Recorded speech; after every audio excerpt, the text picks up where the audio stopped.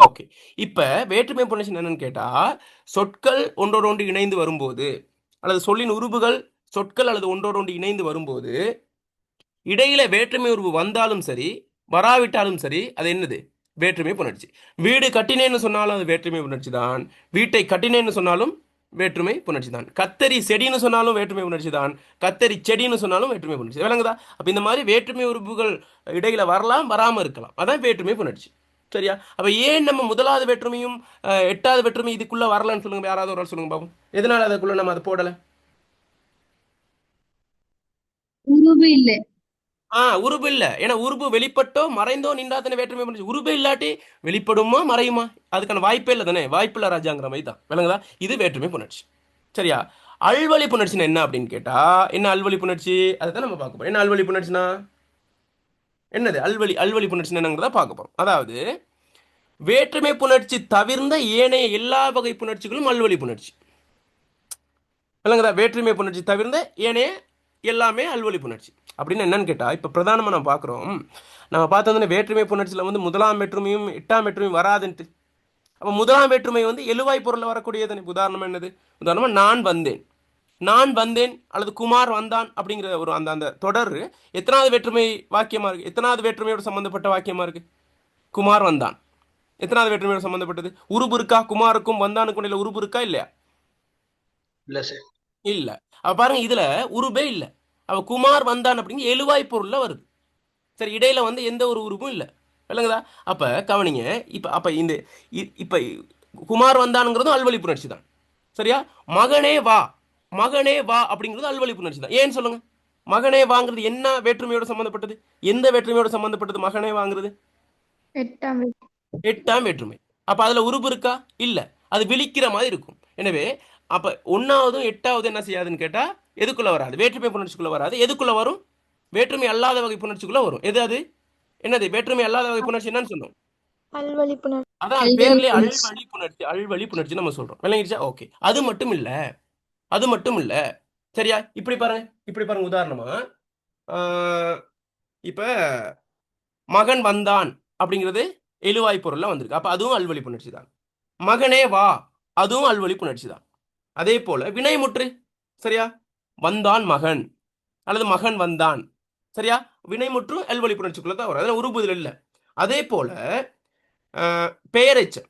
வந்த பையன், வந்த பையன் அப்படிங்கிற வேற்றுமை உருவு இருக்கா? அதுல வந்த பையன் வேற்றுமை உருவு இருக்கா? அது என்னது? இல்ல. வந்த பையன்கிறது என்ன? இலக்கண ரீதியா என்னன்னு சொல்லுவோம்? அதை பெயரெச்சம். என்னன்னு சொல்லுவோம்? பெயரெச்சம். அதே போல வந்து போனான், வந்து போனான்ங்கிறது என்ன எச்சம்? பேசணும் நீங்க. வினையெச்சம். அப்ப வினையெச்சம், பெயரெச்சம், உவமை. உதாரணமா உதாரணமா மலர் முகம். மலர் முகம் அப்படிங்கிறது என்ன தொகை? உவமை. உவமை தொகை. அது வேற்றுமையா? வேற்றுமை உருபு இருக்குமா? உவமை உருபு இருக்குமா? உவமை. உவமை. உவமை உருபு தான் இருக்கும். அப்ப வேற்றுமை உருபு வெளிப்பட்டோ மறைஞ்சோ வரக்கூடாது. வேற்றுமையோட சம்பந்தப்படவே கூடாதுன்னா அது வேற்றுமை புணர்ச்சி. அது அல்வழி புணர்ச்சிக்குள்ள வரும். விளங்கிடுச்சா? ஓகே. இப்ப இதனோட இன்னொரு பிரதான இலக்கணம் ஒன்று இருக்கு பிள்ளைகள். பாருங்க, பாருங்க இதுல பாருங்க, நோட்ஸ்ல கொடுத்துருப்பாங்க. ஒரே விதமான சொற்கள் வேற்றுமையில் ஒரு விதமாகவும் அல்வழியில் வேறு விதமாகவும் புணர்வதால் இந்த பாகுபாடு. ஒரே சொற்கள் வேற்றுமையாகவும் இருக்குமா, அல்வழியாகவும் இருக்குமா? இப்போ நம்ம படங்களை இது நல்லவனா கெட்டவனா அப்படிங்கிற மாதிரி ஒரே சொற்கள் இருக்கும். சொற்கள் ஒன்று தான், ஆனால் இது வேற்றுமையாகவும் இருக்கும், அல்வழியாகவும் இருக்கும். கவனிங்க. இப்போ பாருங்க, அழகாக உங்களுக்கு தெளிவாக விளங்கப்படுத்துன்னு பாருங்க. இப்போ இதில் உங்களுக்கு சிலபஸில் கொடுத்தப்பட்ட உதாரணம் தான். குருவி, கூடுன்னு ரெண்டு சொல் இருக்கு. குருவிங்கிறது வந்து பெயர் சொல்ல வினை சொல்லா? பெயர்ச்சொல். பெயர் சொல். கூடுங்கிறது பெயர் சொல்ல வினை சொல்லா? கூடுங்கிறது பெயர் சொல். ஓகே, கவனிங்க. இந்த குருவி, கூடுங்கிற பெயர் சொல்லையும் வேற்றுமை புணர்ச்சியில நம்ம ஒரு விதமா பார்க்கிறோம், அல்வழியில ஒரு விதமா பார்க்கிறோம். சரி, கவனிங்க. குருவி கூடு கட்டியது. குருவி கூடு கட்டியது. அப்ப இது வேற்றுமை புணர்ச்சியா அப்படின்னு பார்க்கிறோம். அப்ப நம்ம என்ன வேற்றுமை புணர்ச்சி என்னன்னு பார்க்கணும்? அது என்ன இருக்கணும்? வேற்றுமை உருவு வெளிப்பட்டிருக்கணும் அல்லது மறைஞ்சிருக்கணும். குருவி கூடு கட்டியதுல வேற்றுமை உருவு வெளிப்பட்டு அல்லது மறைந்து இருக்கான்னு சொல்லுங்க. ஏதாவது ஒண்ணு இருந்தா சொல்லுங்க. மறைஞ்சிருக்கு. மறைஞ்சிருக்கு. மறைந்து இருக்கு. ஓகே, எந்த உருவு மறைஞ்சிருக்கு? ஐயுருபு. ஐ உருவு மறைஞ்சிருக்கு.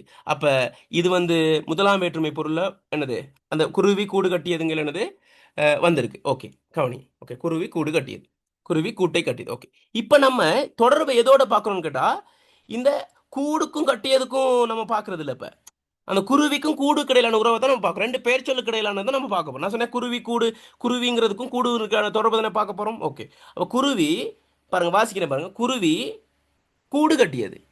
குருவி தனியா ஒரு எழுவாய், அது என்னத்தை கட்டுது? கூடு கட்டியது. அந்த கூடுக்கும் கட்டியதுக்கு இடையில உருவு வருது, அதை நம்ம விடுவோம். இங்க குருவிக்கும் கூடுக்கும் இடையிலான இணைப்புல நம்ம பார்க்கும்போது குருவி நிப்பாற்றம் கூடு கட்டியது அப்படிங்கும்போது இது முதலாம் வேற்றுமை பொருள்ல வருது. எனவே அது என்னது? இது என்னது? அல்வழி புணர்ச்சி. அதே பாருங்க, குருவி கூடு கீழே விழுந்தது.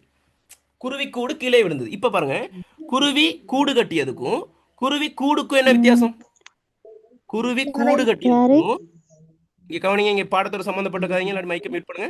குருவி கூடு கட்டியதுக்கும் குருவி கூடுக்கு என்ன வித்தியாசம்? குருவி கூடு கீழே விழுந்ததுங்கல, அந்த குருவி கூடு எதோட சம்பந்தப்பட்டது? அதை விரிச்சு சொல்லுங்க. குருவி கூடு குருவி கீழே விழுந்தது. விளங்கல? குருவி பிளஸ் கூடு. குருவியின் கூடு கீழே விழுந்தது. குருவினது கூடு. விளங்குதா? அப்ப பாருங்க, நல்லா கவனிச்சுக்கொள்ளுங்க. நல்லா கொஞ்சம் கொஞ்சம் இருக்கும், நான் விளங்கிடும் உங்களுக்கு. பாருங்க, கவனிங்க, நல்லா கவனிச்சுக்கொள்ளுங்க. நான் எழுதி விளங்கப்படுத்துறேன். பாருங்க, குருவி கூடு, குருவி கூடு கட்டியது. அப்ப இதுக்கு இடையில என்னன்னு கேட்டா ஒரு ஸ்பேஸ் ஒன்று இருக்கு. அதே குருவி கூடுங்கல, குருவி கூடுங்கல இங்க ஒரு இக்கணா வருதா இல்லையா? குருவி கூடுங்க இக்கணம் ஒன்று வருதா இல்லையா? ஒரு வல்லினம் மிகுதா இல்லையா? ஒரு தோன்றல் விகாரம் வருதா இல்லையா? கவனிங்க, சொல்லுங்க நீங்க. தோன்றல் விகாரம் வருதா இல்லையா? குருவி கூடு கட்டியதுங்கள எந்த ஒரு விகாரத்துல வரல. குருவி கூடுங்கல வருது. குருவியினது கூடு தான் குருவி கூடு. அப்ப அந்த உருபு வர இடத்துல அது உருபு மறைஞ்சிருக்கிற அந்த சந்தர்ப்பத்துல இங்க இக்கனானும் வரும். குருவி கூடு. விளங்குதா? அது குருவி கூடு கட்டியது. விளங்குதா? அப்ப குருவி கூடு கட்டியது என்கின்ற போது அது அல்வழி. சரி, அது அல்வழி. அதுல என்ன செய்யாது? உருபு இருக்காது, மறைஞ்சும் இருக்காது, வெளிப்பட்டும் இருக்காது. சரியா? குருவி கூடு அப்படிங்கும் போது என்னன்னு கேட்டா அதுல உருவு மறைஞ்சிருக்கும், பிளஸ் அதுல வந்து ஒரு வல்லினம் மிகுந்திருக்கும், ஒரு தோன்றல் விகாரம் ஏற்பட்டிருக்கும். அவ்வளவு விடுங்களேன், இவ்வளவு விளங்கலான்னு வைங்களேன். இப்படி கண்டுபிடிக்கலாம். என்னன்னு கேட்டா, குருவி கூடு கட்டியது, குருவி கூடு கட்டியதுங்கும் போல எத்தனை பொருள் இருக்கு? அதுல எத்தனை பொருள் இருக்கு? குருவிங்கிற ஒரு பொருள் இருக்கு, கூடுங்கிற ஒரு பொருள் இருக்கா இல்லையா? ரெண்டு பொருள் இருக்கா, ஒரு பொருள் இருக்கா? குருவி கூடு கட்டியதுல ரெண்டு. ரெண்டு. அதே குருவி கூடு கீழே விழுந்ததுங்கும் போது ஒரு பொருள் இருக்கா, ரெண்டு பொருள் இருக்கா? ஒரு பொருள். ஒரு பொருள். குருவி கூடு தான். குருவி கூடுங்கிறது ஒரு தனிப்பொருள். குருவி கூடுங்கல ரெண்டு பொருள் இருக்கு. அப்ப ரெண்டு பொருள் வந்தால் அது என்ன வகை புணர்ச்சி? அல்வழி புணர்ச்சி. ஒரே பொருள் வந்தால் அது என்ன வகை புணர்ச்சி? வேற்றுமை புணர்ச்சி. வேற்றுமை புணர்ச்சி. விளங்குதா?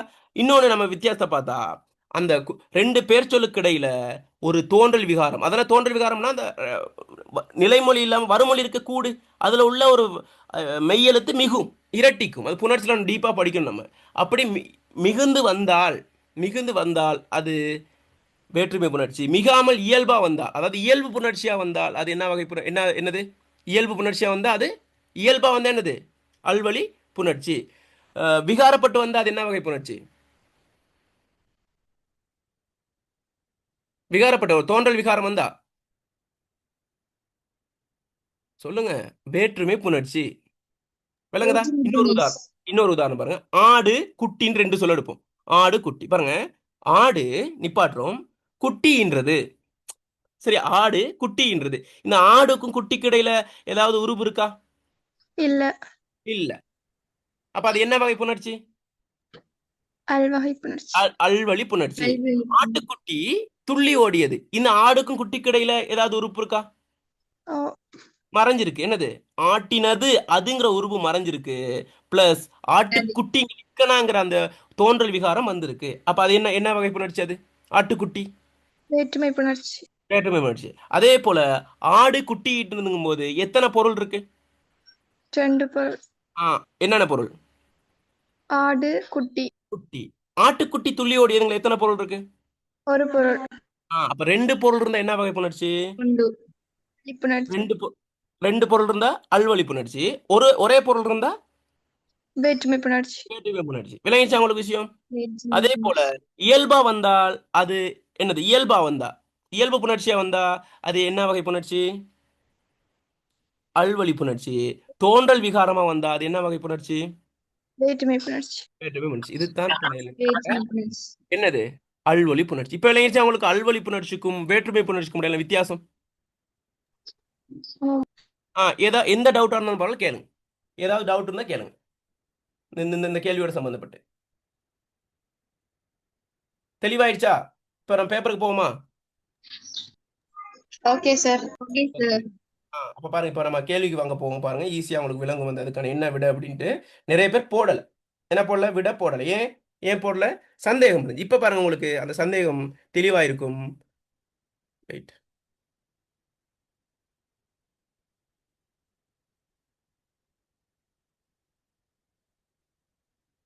ஓகே பாருங்க. இப்ப பாருங்க, இப்ப விடைய சொல்லுங்க பிள்ளைகள். இப்ப விடைய சொல்லுங்க பாப்போம். இப்ப விடைய சொல்லுங்க. அடிச்சு பிடிச்சு சொல்லுவீங்க. இப்ப விடைய சொல்லுங்க பாப்போம். அல்வழி புணர்ச்சி இடம்பெற்று 2024ஆம் ஆண்டு பாஸ் பேப்பர்ல வந்து கேள்வி. சரியா? மரக்கிளை, கடைவீதி, மலர்முகம், பலாப்பழம், வீட்டு விலங்கு. எது விட? மலர்முகம் மலர்முகம். மலர்முகம். மரக்கிளை ஏன் வராது? மரத்தினது கிளை. ஒரு பொருள் பிளஸ் அது மரத்தினது கிளை. கடைவீதி ஏன் வராது? ஒரு பொருள் ஒரு பொருள். இன்னொன்னு என்னன்னு கேட்டா கடைவீதி விரிவா சொல்லுங்க. கடையின் வீதி கடையின் வீதி. கடையின் வீதி. ங்கிற ஒரு போந்து இருக்கு. சரியா? பலாப்பழத்தை விரிவா சொல்லுங்க. பலாவினது பழம். இலை. பழம். அது வேற்றுமையா அல்வழியா? வேற்றுமை வேற்றுமை. வீட்டு விலங்கு விரிவா சொல்லுங்க. வீட்டினது விலங்கு வீட்டினது விலங்கு அல்லது வீட்டில் வளர்க்கும் விலங்கு. வீட்டில் வளர்க்கும் விலங்கு. வீட்டு விலங்கு விரிவா சொன்னா எப்படி வரும்? வீட்டில் வளர்க்கும் விலங்கு தான் வீட்டு விலங்கு. சரியா? விலங்குதா? ஓகே. இப்ப மலர்முகம்ங்கிறது தான் விட. என்ன காரணம்னு சொல்லுங்க பாப்போம். அது ரெண்டு பொருள் இருக்கு ரெண்டு அதுல. வகையான பொருள் இல்ல, ரெண்டு காணப்படுது. பொருளை பார்க்காதீங்க, உருப பாருங்க. மலர்முகம் அப்படிங்கும்போது விரிவா சொல்லுங்க. உருபு மலர் போன்ற முகம் போன்றங்கிறது வேற்றுமை உருபா அல்லது உவமை உருபா? உவமை உருபு. வேற்றுமை உருபு மட்டும் வரக்கூடாது. அது அப்படி பாருங்க. வேற்றுமை உருபு வேற ஏதாவது வரலாம். வேற ஏதாவது வரலாம். எந்த உறுப்பு வேணுமோ வரலாம். ஆனா வேற்றுமை உறுப்பு மட்டும் வராது. அந்த வேற்றுமை உறுப்பு பிரிச்சு காட்டுறதுக்காக தான் அல்வழிங்கிறது அல்வழி புணர்ச்சி வந்துச்சு. வேற்றுமை உணர்ச்சிக்கு நேர் எதிர் தான் என்னது? அல்வழி புணர்ச்சி. சரியா? விளங்குதா? ஓகே. தெளிவா? ஓகே. அடுத்த கேள்விக்கு போமா? Okay sir okay. அடுத்து பாருங்க. எதுவும் சந்தேகம் இல்லையா அந்த அந்த அந்த தலைப்புல, அல்வழி புணர்ச்சியில? இல்ல சார் ஓகே. அடுத்து கவனிங்க. வேற்றுமை உருவு ஏற்கும் போது உகரம் கெட்டு ஈற்றுமை இரட்டித்து புணர்ந்த சொல். விடைய போடுங்க பார்ப்போம். எதுவும் டிஸ்கஸ் பண்ண வேணாம். விடைய மட்டும் போடுங்க. தெரிஞ்சதை போடுங்க. இப்படி உங்களுக்கு எக்ஸாமில் வந்தால் நீங்கள் சரியாக எடுக்கிறீங்களா பிள்ளையா எடுக்கிறீங்கன்னு பார்ப்போம். அதுக்கு பிறகு நம்ம டிஸ்கஸ் பண்ணுவோம். உங்களுக்கு 30 செகண்ட். குயிக்காக விடைய போடுங்க. ரெண்டாவது சார். விடையை செட் பாக்ஸில் போடுங்க. எது விடையோ அதை செட் பாக்ஸில் போடுங்க. நான் பார்த்துட்டு தான் இருக்கேன். ஒவ்வொருத்தரையும் பார்த்துட்டு தான் இருக்கேன்.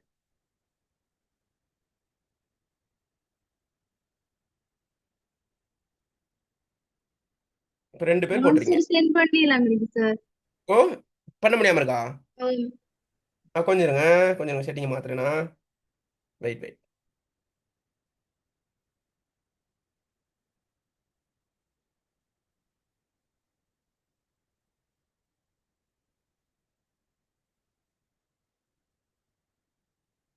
கோஸ்ட்னு பாருங்க இருக்கு. சரி பரவாயில்ல, இது பண்றேன். வேற எதுவும் ஷேர் பண்ணக்கூடாது செட் பாக்ஸ்ல. ஓகே. இப்போ பண்ணுங்க. இப்போ போடுங்க. Okay sir. Thank you sir. விட அனுப்பலாம். அனுப்புங்க. வேற இதை தவிர வேற எந்த மெசேஜ் போடக்கூடாது. என்ன டிஸ்டர்ப் ஆகும் தாக்களுக்கு. விட வந்து இந்த கடை வருது.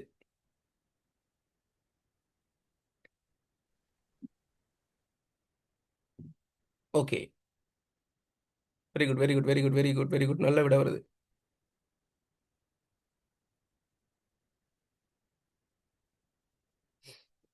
ஓகே. பாப்போமா? டிஸ்கஸ் பண்ணுவோமா? Okay sir. ஓகே. வேற்றுமை உருபு ஏற்கும் போது உகரம் கெட்டு ஈற்றுமை இரட்டித்து புணரும் சொல்.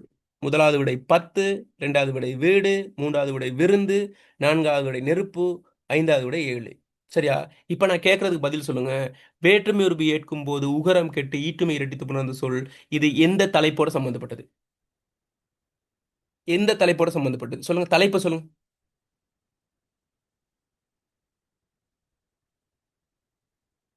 வேற்றுமை புணர்ச்சி. வேற்றுமை உணர்ச்சியா?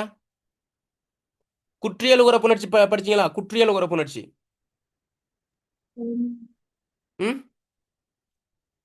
படிக்கலையா? தெளிவு இல்லையா? அந்த தலைப்புல குற்றியல் உகர புணர்ச்சியில குற்றியல் உகர புணர்ச்சின்னு ஒன்று இருக்கு. தெளிவு இல்லாட்டி சொல்லுங்க. அதுக்கு தெளிவுபடுத்துறது கிளாஸ். மேலோட்டமா சொல்றேன், எனக்கு சொல்ல முடியும். ஆழமா படிப்பிக்கிறதா எனக்கு முடியும். நீங்க தான் சொல்லணும். குற்றியல் உகர புணர்ச்சியில சந்தேகம் இருக்கா? ஓ சார். ஓகே. கொஞ்சம் எக்ஸ்பிளைன் பண்ணுங்க சார். விளங்கல நீங்க சொல்றது விளங்கல.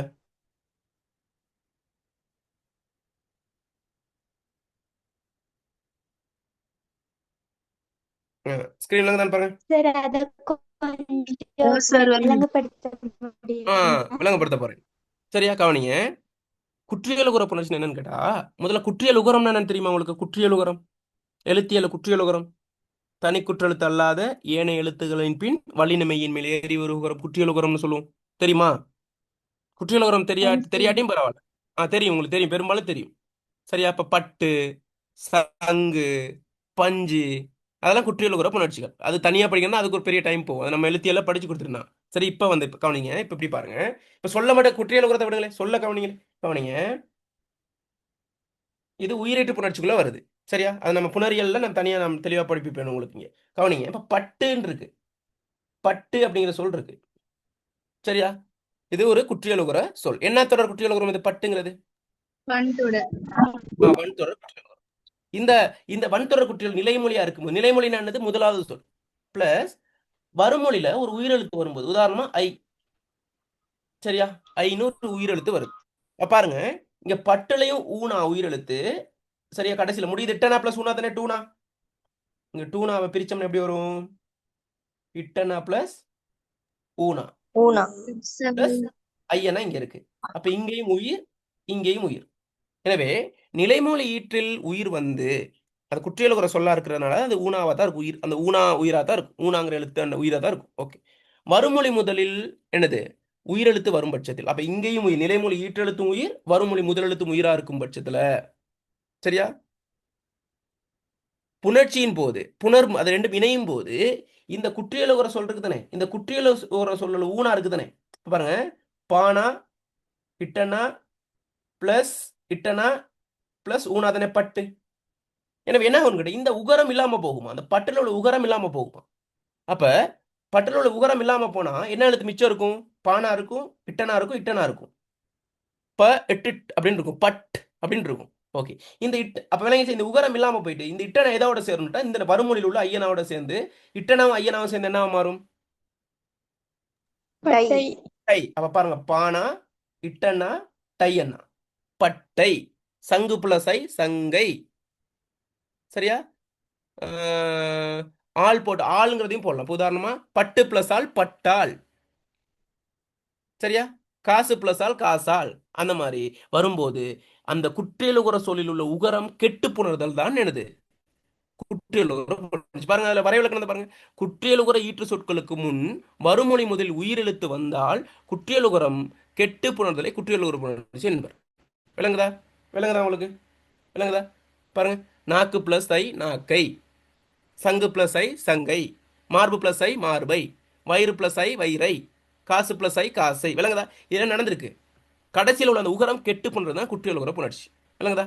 விளங்குது என்ன சொல்றேன்? குற்றியல் உகர புணர்ச்சி விளங்கிச்சா? தெளிவா? நோட்ஸ் எல்லாம் அனுப்பிவிடுறேன். நீங்க செமினார்ல வந்து உங்களுக்கு அந்த ஃபுல் டியூட்டும் கிடைக்கும் உங்களுக்கு. சரியா? நல்ல தெளிவா இருக்கு. ஓகே. ஓகே, கவனிங்க. இங்க பாருங்க. இப்ப பாருங்க, இப்ப என்ன கேள்வி கேட்டிருந்தாங்க? இப்ப அங்க போவோமா? பேப்பருக்கு போவோமா? இப்ப குற்றியல் உகர புணர்ச்சி என்னன்னு விளங்கிச்சா உங்களுக்கு? Okay sir. பாருங்க பேப்பருக்கு போவோம், ஓ கவனிங்க. செட்லியே. ஓகே, கவனிங்க.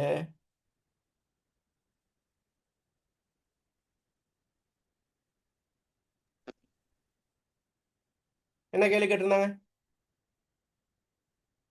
நறுக்குன்னு 4 வார்த்தை கேட்டிருக்காங்க. என்ன கேட்டிருக்காங்க? உகரம் கெட்டு வேற்றுமை உருவு ஏற்கும் போது உகரம் கெட்டு ஈற்றுமை இரட்டித்து போனும் சொல். ஈற்றுமை இரட்டித்தல்னா என்ன? ஈற்றுமை இரட்டித்தல் முதலாவது சொல்லின் கடைசி எழுத்து இரட்டிக்கிறது. சரியா? இப்ப ஐங்கிறத எடுப்போம். ஐங்கிற வேற்றுமை உருவு ஐ எடுப்போமே. 10 பிளஸ் ஐ. சரியா? அதை பிரிச்சு பார்ப்போம். பாருங்க என்ன நடக்குதுன்னு பாருங்க. 10.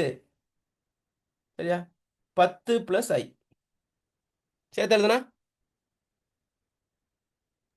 பத்தை. 10. என்ன நடந்திருக்கு? உகரம் பத்தை. கெட்டிருக்கா? உகரம் கெட்டிருக்கா? ஓம். ஆ. ஈற்றுமை இரட்டி இருக்கான்னு பாருங்க. ஈற்றுமை இரட்டி இருக்கா? இல்ல. இல்ல. உகரம் அது குற்றியல ஒரு புணர்ச்சியா வந்திருக்கு. ஆனா ஈற்றுமை இரட்டிக்கல. ஓகே, அப்ப அது விட வராது. ஓகே, அடுத்து கவனிங்க. 2வது விட விடுங்க. அடுத்ததுக்கு போங்க. விருந்து பிளஸ் ஐ. விருந்து பிளஸ் ஐ. விருந்து.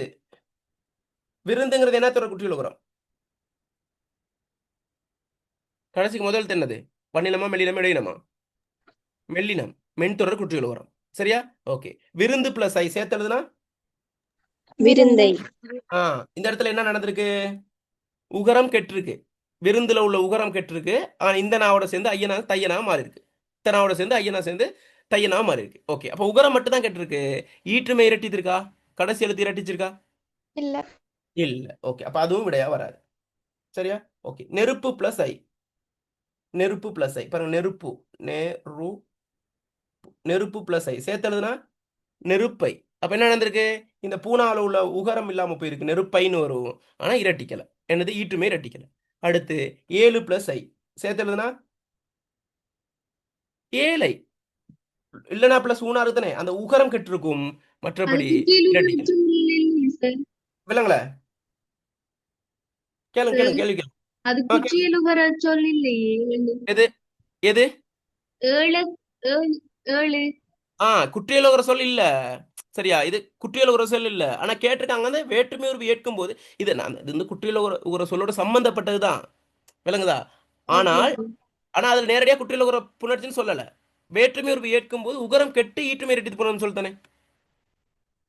அதனால ஓகே இது சார். பாருங்க, அதுல உகரம் கெடும். பாருங்க 7 பிளஸ் ஐல உகரம் கெடும்.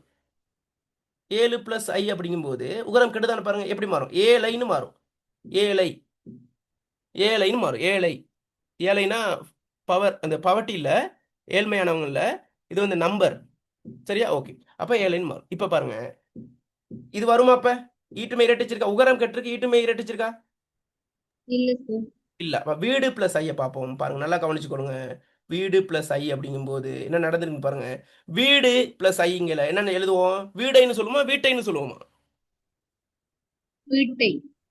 பாருங்க, வீடு பிளஸ் ஐ விஎன்னா. பாருங்க, விஎன்னா இதுக்கு டூனாவுக்கு முன்னுக்கு ஒரு இன்னொரு இட்டனா வருது. அந்த இட்டனா பிளஸ் ஊனாவில் உள்ள டூனா இருக்கு தானே. டூனாவை பிரிச்சு இட்டனா பிளஸ் ஊனா தானே. ஊனா தானே. அப்ப உகரம் கெடுதா? வீடுல உள்ள உகரம் கெட்டு இட்டனா வந்திருக்கு. பாருங்க, வீடுங்கிற சொல்லுல உகரம் கெட்டுட்டா மிச்சம் என்ன எழுத்து இருக்கும்? என்னென்ன எழுத்துக்கள் இருக்கும்? விஎன்னாவும் இட்டனாவும். சரியா? பிளஸ் அந்த இட்டனாவோட இன்னொரு இட்டனா இரட்டிச்சு தான் இந்த ஐயனாவோட சேர்ந்து என்ன மாறுது? வீட். இந்த இட்டு ஐயும் சேர்ந்தா டை. சேர்த்து எழுதுனா வீட்டை. வீட்டை. இப்ப என்ன நடந்திருக்கு? இந்த வீடுல உள்ள உகரமும் கெட்டிருக்கு, என்னவும் இரட்டிச்சிருக்கு. வரும் என்ன என்ன நடந்திருக்கு? வேற்றுமை உருவு ஏற்கும்போது உகரம் கெட்டு ஈற்றுமையும் இரட்டிச்சிருக்கா இல்ல? ஈற்றுமை என்னது? நிலைமொழியில உள்ள கடைசி எழுத்து இரட்டிச்சிருக்கா இல்லையா? இருபத்தி தெளிவு இல்லாம இருக்காப்ல, இந்த தலைப்புல தெளிவு இல்லாம இருக்கா? எது இரட்டிச்சிருக்கு? நிலைமொழி வருமொழிலாம் நீங்க புணர்ச்சிலாம் படிச்சிருக்கணும். நம்ம தியரி படிக்கல, கேள்வி பார்க்குறோம். இப்ப தெளிவாயிடுச்சா உங்களுக்கு? நான் சொன்ன விஷயங்கள் விளங்கிருச்சா? எப்படி இரட்டிச்சிருக்குன்னு விளங்கிருச்சா? ஓ சார். சரி. ஆமாம் பாருங்க, சார். வீடு இன்னொரு தடவை சொல்றேன். வீடு பிளஸ் ஐங்கல இது வீடு வந்து வீட்டுன்னு மாறும். வீட்டுன்னு மாறும்போது வீட்டுங்கள பாருங்க, இந்த விஎனா இருக்கா? அங்கேயும் இருக்கு. இந்த டூனா இருக்கா? சரியா? இந்த டூனா இருக்கு. அது கடைசியில புணரும் போது இட்டனா மட்டும் தான் இருக்கு. ஏன்னா அது உகரம் கெட்டுரும். சரியா? அப்ப இந்த இட்டனா வந்து புதுசா வந்தது, இரட்டிச்சிருக்கு. இரட்டிக்காம இருந்தா எப்படி வந்திருக்கும் பிள்ளைகள்? வீடு பிளஸ் என்னன்னு வரும்? வீடைன்னு வரும். வீட்டை கூட்டினேன், வீடை வீடை சொல்லுவாங்க தானே, வீடை கூட்டினேன்னு சொல்லுவாங்களா, சொல்ல மாட்டாங்களா? சொல்லுவோம், வீடை கூட்டினேன், வீட்டை கூட்டினேன். அப்ப நம்ம என்ன கேட்டிருக்காங்க? இரட்டிக்கிறத கேட்டிருக்காங்க. விளங்கிடுச்சா? இப்போ சில பேர் என்னன்னு கேட்டா, இந்த சில அமைச்சர்மார்கள் சொல்லுவாங்க, வீடு திட்டம், வீட்டு திட்டம். எது சரி பிள்ளைகள்? வீடு திட்டம் சரியா, வீட்டு திட்டம் சரியா? வீட்டு திட்டம். வீட்டு திட்டம் தான் சரி. வீடு திட்டம்ங்கிறதும் ஓரளவு பேச்சு வழக்குல சரிதான். ஆனா மிக சரியானது எது? வீட்டு திட்டம். வீட்டு திட்டம் தான் சரி. அப்ப வீடு திட்டத்துக்கும் வீட்டு திட்டத்துக்கும் உள்ள வித்தியாசம் என்ன? வீடுல இரட்டிக்கல, வீட்டு திட்டம். நிலைமொழி ஈற்றெழுத்து என்ன சரி இரட்டிக்கல. வீட்டுல என்ன செஞ்சிருக்கு? இரட்டிச்சிருக்கு. ஆ அப்ப வேற்றுமை உருவு ஏற்கும் போது உகரம் கெட்டு ஈற்றுமை இரட்டித்து புணரும் சொல். இந்த விடையில எது விட? எது சரியான விட? வீடு. ஆ வீடு. தெளிவாயிடுச்சப்ப? இந்த ரெண்டு கேள்வி விளைவிச்சா உங்களுக்கு? தெளிவா? தெளித தெளிவாயிடுச்சா? நீங்க ஆம் தான் சார். பேசணும். தாராளமா பேசலாம். எந்த சந்தேகம் வேணும்னா கேட்கலாம். இலக்கணம் சார்ந்து எந்த கேள்வி வேணும்னா கேட்கலாம். சரியா? ஓகே. அடுத்த கேள்விக்கு போமா? நீங்க பேசாத வரைக்கும் நான் அப்படியே சைலண்ட். ஆ ஓகே ஓகே. வருமொழி முதலில் உள்ள மெய் இரட்டிக்காது. ஆம் சார், தெளிவை. வருமொழி முதலில் உள்ள மெய் இரட்டிக்காது, உணரக்கூடியது இல்ல, புணரக்கூடியது. விடைய போடுங்க. வருமொழி முதலில் உள்ள மெய் இரட்டிக்காது, புணரக்கூடியது. இது புணர்ச்சியோட சம்பந்தப்பட்ட கேள்வி. விடைய போடுங்க, விடைய போடுங்க. விடைய காணுமே.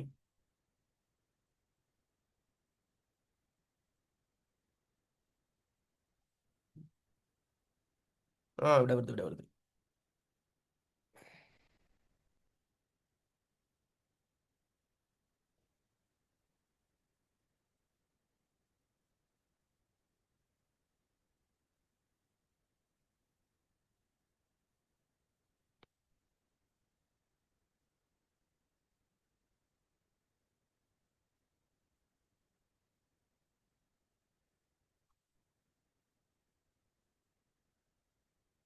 ஓகே. விட போட்டீங்களா? விட போட்டவங்க அட்டைச் பண்ணி வைங்க. விட போட்டீங்களா?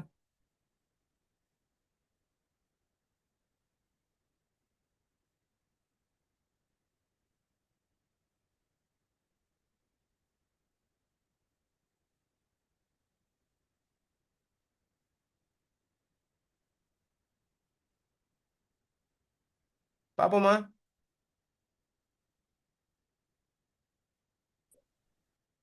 பாப்போமா? சரி okay sir. Sir. Okay sir. Okay okay. ஆக்டிவா இருங்க, ஆக்டிவா இருங்க. நோன்பெல்லாம் முடிஞ்சு தானே. நிறைய பேர் வந்து நோன்பெல்லாம் முடிச்சு வந்திருப்பீங்க. சில பேர் நல்ல ரெஸ்ட் எடுத்து வந்திருக்கீங்க கிளாஸ்ல, அதனால அப்போ ஆக்டிவா இருக்கணும். சரியா? எக்ஸாம் கிட்டத்தில் வந்துருச்சு. எப்போ எக்ஸாம் உங்களுக்கு? 2026க்கு. ஓகே. எட்டாம். வளமையா 10 10 வந்தது, இப்போ குயிக்கா வந்துருச்சு. மிக நெருங்கிருச்சு. 3 மாசம் எப்படி போகுதுன்னே தெரியாத அளவுக்கு போகும். அடுத்த எக்ஸாம் வாங்க. அதனால ரொம்ப கவனமா படிங்க. ஓகே. அடுத்து கவனிங்க. வருமொழி முதலில் உள்ள மெய் இரட்டிக்காது, புணரக்கூடியது. அப்ப நிலைமொழினா என்ன பிள்ளைகள்? இப்போ 2 சொல்ல எடுக்கும்போது நிலைமொழிங்கிறது எது? முதலாவது சொல். வருமொழிங்கிறது என்னது? மொழினா என்னது? சொல். மொழிக்கு இன்னொரு அர்த்தம் என்னது? சொல். அப்ப நிலைமொழினா நிலையான சொல், வருமொழினா வருகின்ற சொல். முதலாவது இருக்கக்கூடிய நிலைமொழி அப்படிங்கிறது வந்து அம்மா மாதிரி, வருமொழிங்கிறது வந்து மனைவி மாதிரி. என்ன காரணம் சொல்லுங்க பாப்போம்? வைஃப் மாதிரி வருமொழிங்கிறது என்ன அம்மா காரணமா வந்து இருக்கும்? நிலையாவே இருப்பாங்க. மனைவி இடையில வருவாங்க சார். இடையில வருவாங்க. விளங்குதா? விளங்குதா? அப்ப நிலைமொழி அம்மா, அம்மா வந்து நிலை முதலாவது சொல், பிறந்ததுலேருந்து நம்மளோட இருப்பாங்க. சரியா? மனைவி வந்து இடையில வரும், பிறந்ததுலேயே இருக்க மாட்டாங்க. சரியா? ஓகே. இடையில வரும். அப்ப நிலைமொழிக்கு முதலாவது சொல், வருமொழிங்கிறது வந்து இரண்டாவது சொல். நிலைமொழி ஈறுங்கிறது முதலாவது சொல்லில் உள்ள கடைசி எழுத்து. வருமொழி முதல்ங்கிறது இரண்டாவது சொல்லில் உள்ள, சொல்லுங்க, முதல் எழுத்து. முதல் எழுத்து. முதல் இது எழுத்து. இந்த டெக்னிக் விளங்காட்டி கஷ்டம் இது. சரி, என்ன கேட்டிருக்காங்க? வருமொழி முதலில் உள்ள மெய் இரட்டிக்காது, புணரக்கூடியது. இரட்டிக்கு தானே இது வந்து உயிரீற்று புணர்ச்சியில உள்ள ஒரு தலைப்பு. சரியா? இது விளங்கப்படுத்தணும் பிள்ளைகள். இதில் ஒரு நிறைய விதிகள் இருக்கு, 12 விதிகள் இருக்கு இரட்டிக்கிறது. சரியா? நிலைமொழியில் என்னென்ன சொல் வந்து வருமொழியில் எந்தெந்த சொல் வந்தா இரட்டிக்கும். நிலைமொழியில் எந்தெந்த சொல் வந்து வருமொழியில் எந்தெந்த சொல் வந்தால் இரட்டிக்காது. இரட்டிக்கிறதுக்கான விதியும் இருக்கு, இரட்டிக்காததுக்கான விதியும் இருக்கு. இரட்டிக்கிறதுக்கான விதியை தெரிஞ்சுக்கிட்டா எது எது இரட்டிக்காதுன்னு நமக்கு தெரியும். குழம்புதா? ஓகே, இப்போ இரட்டிக்கிற விதியை பார்ப்போமா? Okay sir. Okay sir. கவனிங்க.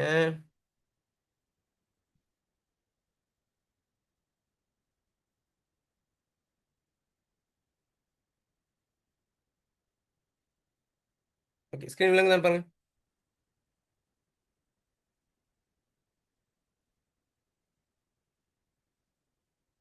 ஸ்கிரீன் விளங்குதா? சில சில எழுத்து பிழைகள் இருக்கும். இப்போ நான் டியூட் அடிச்சுக்கிட்டு இருக்கேன், நாளைக்கு கிளியர் ஆயிரும். இன்னைக்கு நைட் போட்டுருவேன் டியூட்டு. சில சில எழுத்து பிழை இருக்குது, அதை கணக்கு எடுக்காதீங்க. ஓகே, இது வந்து உங்களுக்கு இப்போ இல்லை, இது புணரியல் நடக்கும்போது தான் உங்களுக்கு டியூட் கொடுப்பேன். இப்போ எழுத்தியலும் சொல்லியலும் தானே, அதனால பயப்பட வேண்டியதில்லை. எழுத்தியல் சொல்லியல் டியூட் முடிஞ்சு உங்களுக்கு கொடுக்கலாம், நாளைக்கு கொடுக்கலாம். ஓகே, உயிர் முன் வல்லினம் புணர்தல். சரியா? உயிரீட்டு புணர்ச்சியில் சரியா உயிர் முன் வல்லினம் புணர்தல். அதே போல உயிர் முன் மெல்லினம் இடையினம் புணர்தலும் இருக்கு. இப்போ என்னன்னு கேட்டால் ரொம்ப நீங்கள் படிக்காட்டியும் பரவாயில்ல, நீங்கள் ஈஸியாக விளங்கிக் கொள்ளுங்களேன். ரொம்ப கஷ்டம், என்னடா அது புது தலை பாருங்கலாம் பயப்பட வேண்டிய விஷயம் நான் சொல்லித்தரேன். அதாவது இந்த ஈனாங்கிறதுலாம் கம்மா பிள்ளைகள், ஈங்கிறது கம்மா, இன்னும் வந்து நம்ம பேச செய்யலை, அதனால சில சில எழுத்து பிள்ளைகள் இருக்கும், கவனிக்க அதை இது பண்ணிக்காதீங்க. ஓகே, உயிர் முன் வல்லினம் புணர்தல் என்ன கேட்ட பிள்ளைகள், இப்போ உயிரீட்டு புணர்ச்சி மெய்யீட்டு புணர்ச்சி ரெண்டு வகையாக பிரிக்கிறோம். உயிரீட்டு புணர்ச்சி மெய்யீட்டு புணர்ச்சி ரெண்டு வகையாக பிரிக்கிறோம். சரியா? மெய்யீட்டு புணர்ச்சி, உயிரீட்டு புணர்ச்சி நம்ம என்ன செய்யறோம்னு கேட்டா, உயிர் முன் உயிர் புணர்தல், உயிர் முன் மெய் புணர்தல் ரெண்டு வகையா பிரிக்கிறோம். சரியா? மெய்யீட்டு புணர்ச்சி எப்படி பிரிக்கிறோம் சொல்லுங்க? மெய் முன் உயிர் புணர்தல், அடுத்து மெய் முன் மெய் புணர்தல், இப்படிதான் பிரிக்கிறோம். சரியா? பாருங்க, உயிர் முன் உயிர் புணர்தலுக்கு உதாரணம்னு கேட்டா, உதாரணமா சொல்லுங்க, பலா பிளஸ் இலை. பாருங்க, பலாவுல கடைசி எழுத்து ஆவன்னா இலையில முதல் எழுத்து ஈனா, அது உயிர் முன் உயிருக்கு உதாரணம். உயிர் முன் மெய்க்கு உதாரணம் சொல்லுங்க, அலை பிளஸ் கடல்கேல அந்த நிலைமொழியில கடைசி எழுத்து ஐயனா, கடல்ல முதல் எழுத்து இக்கனா. ஓகே, மெய்முன் உயிருக்கு உதாரணம் சொல்லுங்க, மெய்முன் உயிருக்கு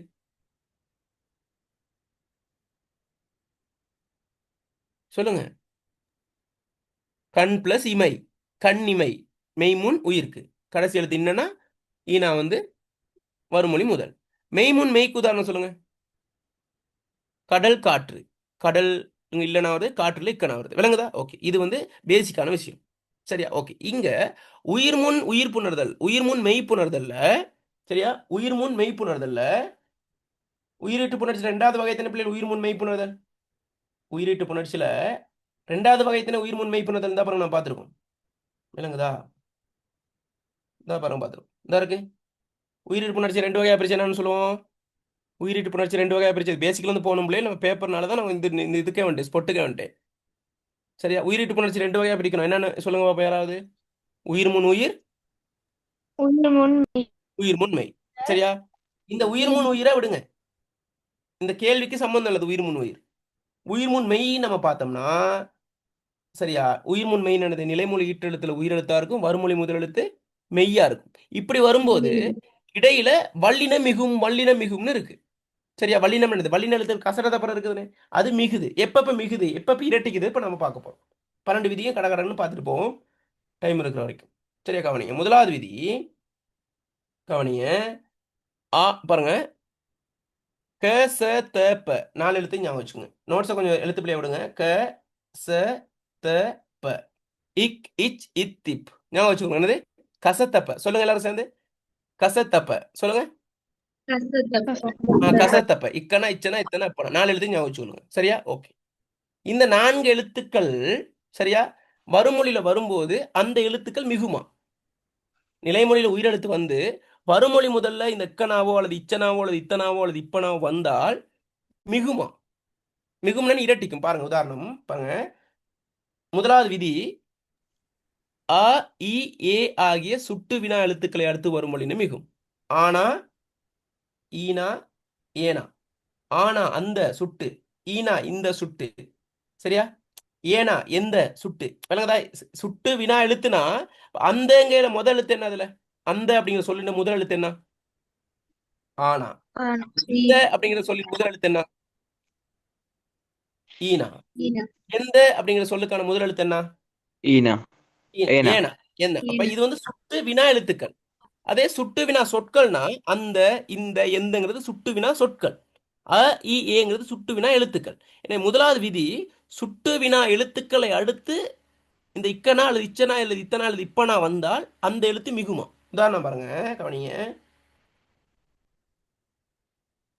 ஆனா பிளஸ் காலம் சேர்த்து எழுதுனா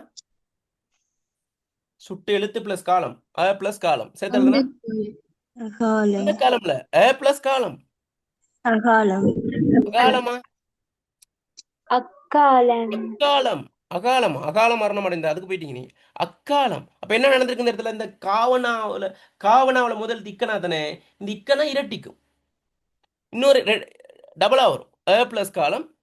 இந்த இந்த காவனா இருக்கு தானே, கசத்தப்பையில ஒரு கசத்தப்பையில ஒரு எழுத்து தான் இந்த இக்கனா. என்ன ஆகும்? இன்னொரு தடவை வரும். அப்ப அக்காலம்.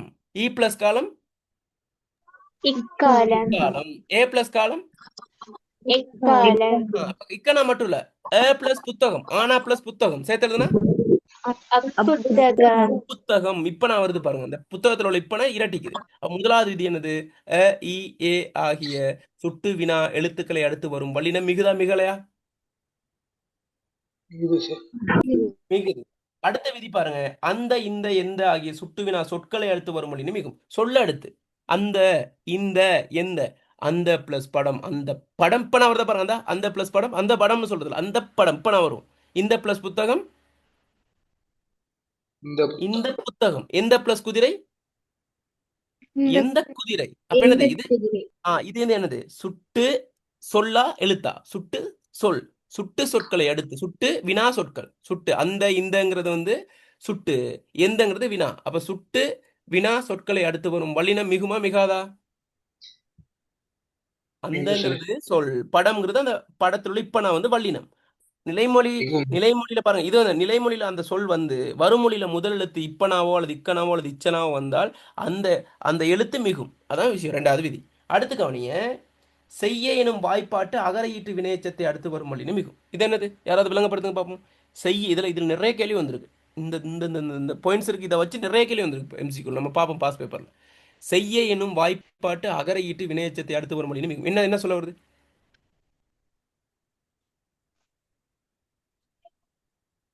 இதுக்கான உதாரணம் இது இல்ல, இது பிழையா வந்திருக்கு. இதுக்கான உதாரணம் இது இல்ல. செய்ய எனும் வாய்ப்பாட்டு அகர ஈட்டு வினையச்சத்தை அடுத்து வரும் வல்லினம் மிகும். நல்லா கவனிச்சுக்கொள்ளுங்க.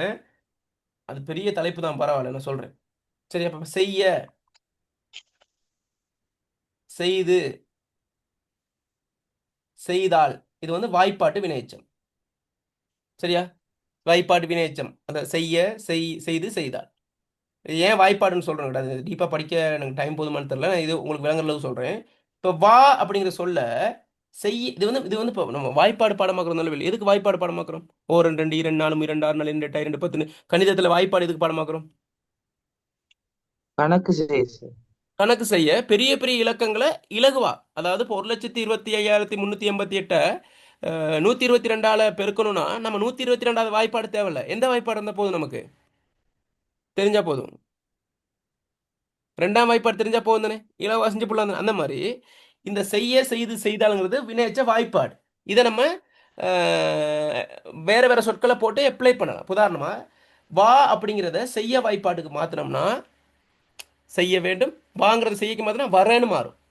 செய்துக்கு மாத்தினா செய்து முடித்தேன், வந்துன்னு மாறும், வந்து முடித்தேன். செய்தால் அப்படிங்கிறத நம்ம வாங்கிற சொல்ல செய்தாலுக்கு மாத்தினா செய்தால் தருவேன், வாவ மாத்தினா வந்தால்னு மாறும், வந்தால்னு மாறும். விளங்குதா? வாய்ப்பாடு என்னன்னு விளங்குதா? அதே மாதிரி நீங்க மாத்துங்க. இப்ப போ அப்படிங்கிறத செய்யக்கு மாத்துங்க. செய்ய வாய்ப்பாடு போக போங்க. போக, செய்ய வேண்டும், போக வேண்டும். போக. செய்துக்கு மாத்துங்க. போய் போய். Very good. போய். செய்து முடித்தேன், போய் முடித்தேன்னு வரும். செய்தால் போகு மாத்துங்க. போனால் போனால். விளங்குதா? இப்ப அதே மாதிரி இன்னொரு சொல்லுக்கு மட்டும் மாத்திரும், அப்ப ஈஸியா விளங்கிடும் வாய்ப்பாடு என்னன்ட்டு. அதுக்கு பிறகு இதுக்குள்ள போயிடுவோம். நில் அப்படிங்கறத செய்யக்கு மாத்துங்க. நிற்க நிற்க. செய்துக்கு மாத்துங்க. நின்று செய்தாலுக்கு மாத்துங்க. நின்றால் வெரி குட். இப்ப வாய்ப்பாடு என்ன விளங்கிருச்சா? நின்- செய்யங்கிற வாய்ப்பாடு விளங்கிருச்சா? ஓ இப்ப சார். பாருங்க பாயிண்ட்டுக்கு வாங்க. செய்ய எனும் வாய்ப்பாட்டு அகர ஈட்டு வினையெச்சத்தை அடுத்து வரும் வழின்னு மிகும்னா கவனிய கவனிய. உதாரணமா படின்னு இருக்கு. படிங்கிற சொல்ல செய்ய வாய்ப்பாட்டுக்கு மாத்துங்க. படிக்க. படி இங்க செய்யக்கு மாத்தினா படிக்கிறது மாறும். படிக்க பிளஸ் சொன்னார் அப்படிங்கிறது வருது வருமொழியில சேர்த்து எழுதுனா படிக்க படிக்க சொன்னார் இச்சனா படிக்க வருமா வராதா? படிக்க சொன்னார் இச்சனா வருமா வரும் வராதா? சார். வரும். வரும் சார். இதுதான் அப்ப இந்த படிக்கங்கிறது செய்ய எனும் அகரஈட்டு. அகரஈட்டுனா கடைசியில பாருங்க படிக்கங்கில கடைசி எழுத்து எதுல முடியுது? படிக்கங்கில எதுல முடியுது? உயிரெழுத்த முடியுது. ஆனால முடியுதா? ஆனா ஆனா ஆனா விலங்குதா? இது ஆனா. செய்ய அதைத்தான் நம்ம சொல்றோம். படிக்கங்கிறது செய்ய எனும் அகரஈற்று வினையெச்சம். விளங்குதா? செய்ய எனும் அகரஈட்டு வினையெச்சம் தான் படிக்க. எனவே அந்த செய்ய எனும் அகரஈட்டு வினையெச்சத்தை அடுத்து வரும் வல்லினம் இங்க என்ன? சொன்னார்ல உள்ள வல்லினம் எது? இச்சனா. இச்சனா. எனவே அது இரட்டிக்கும். விளங்கிடுச்சா? மூணாவது விதி. மூணாவது விதி சார். விளங்கிடுச்சா? ஓகே. அடுத்து கவனி நாலாவது விதி. கடகன்னு பார்த்துருவோம். கடகன்னு எனக்கு பார்க்க தெரியாது. உங்களுக்கு விளங்குற அளவுக்கு விளங்கப்படுத்துறது என்ற பழக்கம். மேலோட்டம் நுனிப்புள் தெரியாது. ஓகே. அடுத்த விதி இகர ஈட்டு வினையெச்சத்தை அடுத்து வரும் வல்லினம் மிகும். மைக்க மியூட் பண்ணுங்க மற்றையாக்கள். இகர ஈற்று வினையெச்சத்தை அடுத்து வரும் வல்லினம் மிகும். என்னடா அப்படியே சொல்லுங்க பாருங்க. ஓடி ஆடி கூடி கடைசி எழுத்து எதுல முடியுது? ஈ ஈல முடியுது. அப்ப இது அது முதல்ல அது செய்யணும் வாய்ப்பாட்டு அகர இருத்தன. இது இகர ஈட்டு வினையெச்சம். ஓடி பாடி கூடி தேடி விளங்குதா? நாடி இதெல்லாம் என்னது? இகர ஈட்டுனா வினையெச்சம் என்ன பிள்ளைகள்? முதல்ல வினையெச்சம் என்ன? வினையெச்சம் என்ன? முற்று பெறாத ஒரு வினை ஒரு பெயர் சொல்ல கொண்டு முடிகிறதா வினையெச்சம்? சரியா நான் சொல்றது? ஒரு முற்று பெறாத ஒரு வினை ஒரு பெயர் சொல்ல கொண்டு முடிகிறது வினையெச்சம். சரியா நான் சொல்றது? சரியா பிள்ளையா? நீங்க தான் சொல்லணும். ஒரு முற்று பெறாத வினை ஒரு பெயர் சொல்ல கொண்டு முடிஞ்சா அது வினையெச்சம். நான் சொல்றது சரியா? வினை சொல்ல கொண்டு. Very good. ஒரு முற்று பெறாத ஒரு வினை ஒரு வினையை கொண்டு முடியணும். ஓடி முடிங்க. ஒரு சொல்லப்பட முடியுங்க. ஓடி முடித்தான். ஓடி குமார் சொல்லலாமா? ஓடி முடித்தான். ஓடி முடிந்தது. விளங்குதா? அப்ப இது வந்து வினையெச்சம். அப்ப ஓடிங்கிறது இகர ஈட்டு வினையெச்சம். எனவே இகர ஈட்டு வினையெச்சத்தை அடுத்து வரும் வழி நம்புறோம். ஓடி பிளஸ் போ என்னென்ன வரும்? ஓடிப்போ. அதுக்கு நீங்க ஓடி போக கூடாது. சரி, எக்ஸாம் இருக்கு. ஆடி பிளஸ் தெரிந்தான் ஆடித்திரி. ஆடித்திரிந்தார். கூட்டி பிளஸ் சென்றான் கூட்டிச் சென்றார். ஓடி போனான் கூட்டி சென்றான். சரியா? ஓகே. இப்படியே உதாரணங்கள் தான் இருக்கு. விளங்கிச்சா? அப்ப இது விளங்கிச்சா? மூணாவது விதி. சரி, நாலாவது விதி. அஞ்சாவது விதியை ஆம் பார்ப்போம். சார். அஞ்சாவது பாருங்க. அப்படி இப்படி எப்படி ஆகிய வினை அடைகளை அடுத்து வரும் வழின்னு மிகும். பாருங்க. அப்படி இப்படி எப்படி இனி ஆகிய வினை அடைகள். வினை அடைத்தனே சொன்னார். எப்படி சொன்னார்? அப்படி சொன்னார். பார்த்தான் இப்படி பார்த்தான். கேட்டான் எப்படி கேட்டான். இதெல்லாம் என்னது? எப்படிங்கிறது வந்து வினா வினா வினா அடை. சரியா? எப்படி இப்படி எப்படி இன்னாகி வினையடை வினையடை. சரியா? வினையடை இதெல்லாம் எப்படி இனியெல்லாம் வினையடையாத வரும். வினைக்கு ஒரு சிறப்பை சொல்லுது. சிறப்பிக்கு சொன்னார்.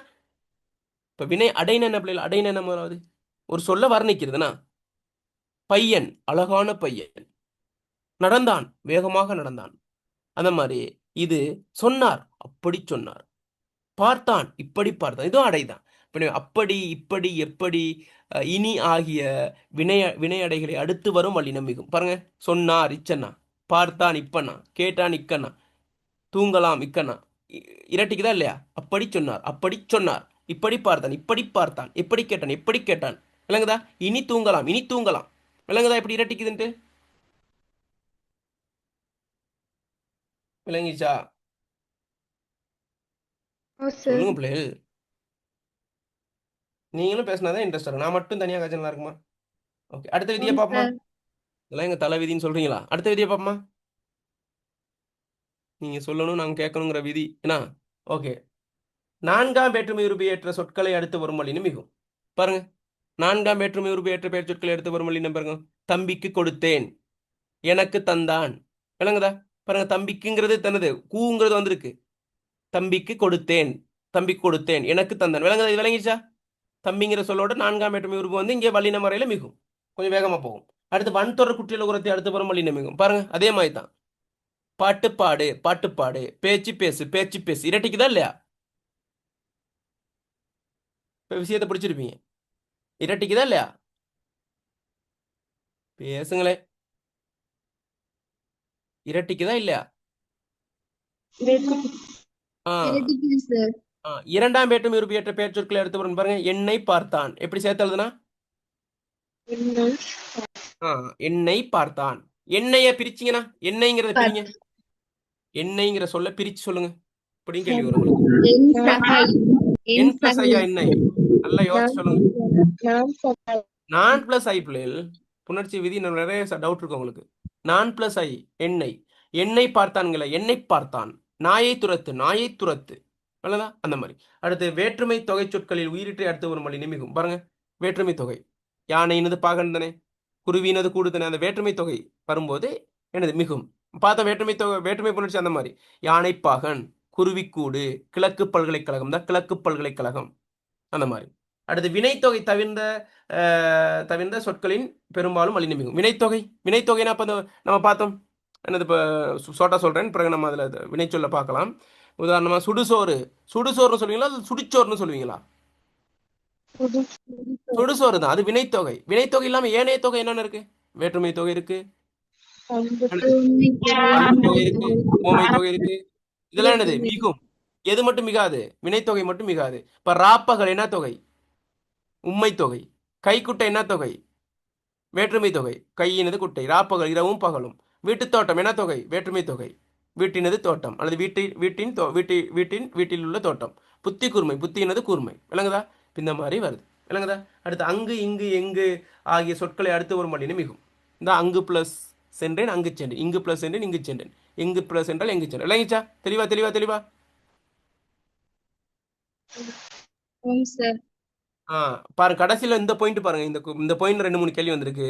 அகரையீட்டு பேரெச்சம் பேரடை ஆகியவற்றை அடுத்து வரும் வழினு மிகுவதில்லை. பேரெச்சம் மிகவும், ஆனா அகரையீடு வரக்கூடாது. உதாரணமா நவீன கவிதை. சரியா? நவீன கவிதை சேர்த்தல் நவீன கவிதைன்னு வருமா, நவீன கவிதைன்னு வருமா? சொல்லுங்க பாபு. நவீன கவிதை சேர்த்து இக்கனா வருமா வராதா? நவீன கவிதை சொல்லுங்களா? வராது. ஏன்னு சொல்லுங்க. அதான் விதி. நவீனங்கிறது வந்து அடையா, என்ன அகரையிட்டு அடை. என்ன அடை? பேரடை. அகரையிட்டு பேரடையோ அல்லது பேரெச்சமோ வரும் பட்சத்துல வலினு மிகாது. இப்ப பேரெச்சத்துக்கு சொல்லுங்க. படித்த பாடம். இல்ல, படித்த பாடம் பேரெச்சம். படித்த பாடம் சேர்த்து எழுதும் போது படித்த பாடம் எழுதிங்களா அல்லது படித்த பாடம் எழுதிங்களா? படித்த பாடம். மிகுமா மிகாதா? மிகாது. விளங்குதா? விளங்குதா? இப்படி அகரையிட்டு பேரச்சம் பேரடை ஆகியவற்றை அடுத்து வரும் வல்லினம் மிகுவதில்லை. மற்ற சந்தர்ப்பத்துல 12 விதிகள்ல மிகும். இப்ப தெளிவாயிடுச்சா எங்க மிகும் எங்க மிகாதுன்ட்டு?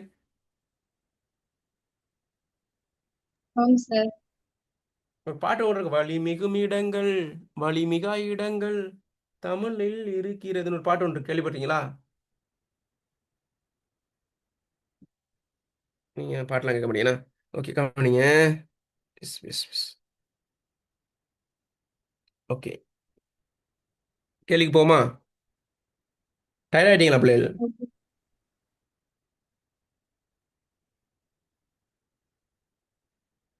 ஓகே, என்ன கேள்வி கேட்டிருக்காங்க?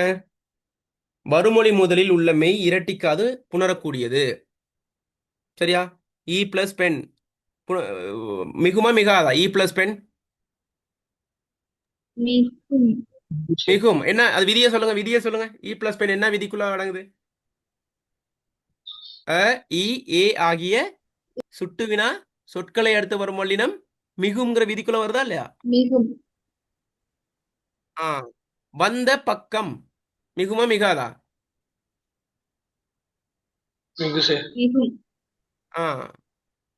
அது ஏன் மிகும்? சுட்டு வினா சொற்களை அடுத்து வர வல்லினம். இது வந்த பக்கம்ல, அது அந்த பக்கம். அது எழுத்து பிள்ளைனா அந்த பிளஸ் பக்கம், அந்த பக்கம்னு வரும். விளங்குதா? இது வந்த பக்கம்ல அந்த பிளஸ் பக்கம் அதான் பார்த்தேன் என்னன்ட்டு. Okay sir. Ah okay. ஆனா வந்த பக்கம்னு வந்தா மிகாது. ஏன்னு சொல்லுங்க. அகர ஈற்று என்னது அகர இது? அகர ஈற்று ஈற்று பெயரெச்ச. பெயரெச்ச. பெயரெச்சம். மிகாது. மிகாது தானே எப்படி வந்து எழுத்து பிள்ளையில வந்துருச்சு. ஆனா வந்த பக்கம்னு வந்தா அது மிகாது. விளங்குதா? ஓகே. நீ வந்த பக்கத்துல தான் வந்தேன் அந்த மாதிரி. வர பிளஸ் சொல் மிகுமா மிகாதா? மிகும். மிகுமா? வரச்சொல்னா அதுல சொல்லுவீங்க.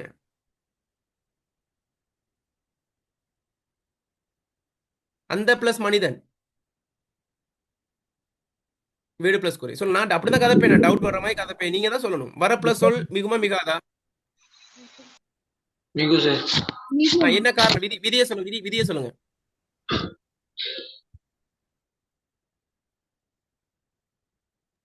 அந்த கசதப்பு ம் அகர ஈற்று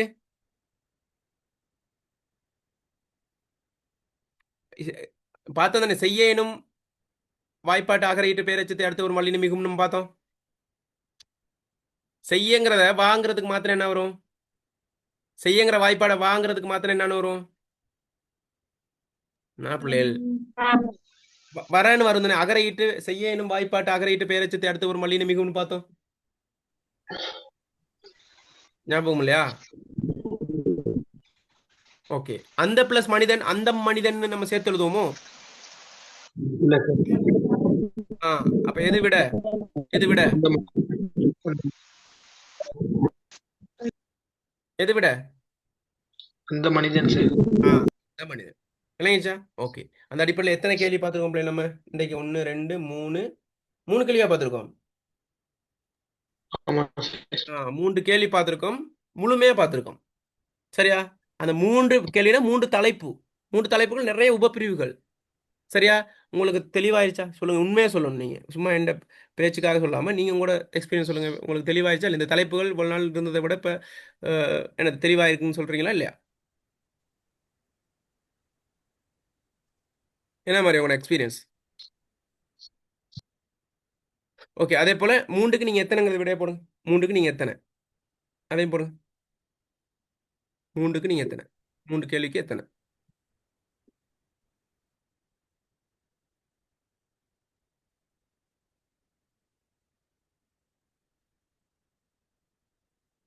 ஓகே. அந்த ஜெனரல் குரூப்ல இல்லாதவங்க இணைஞ்சு கொள்ளுங்க.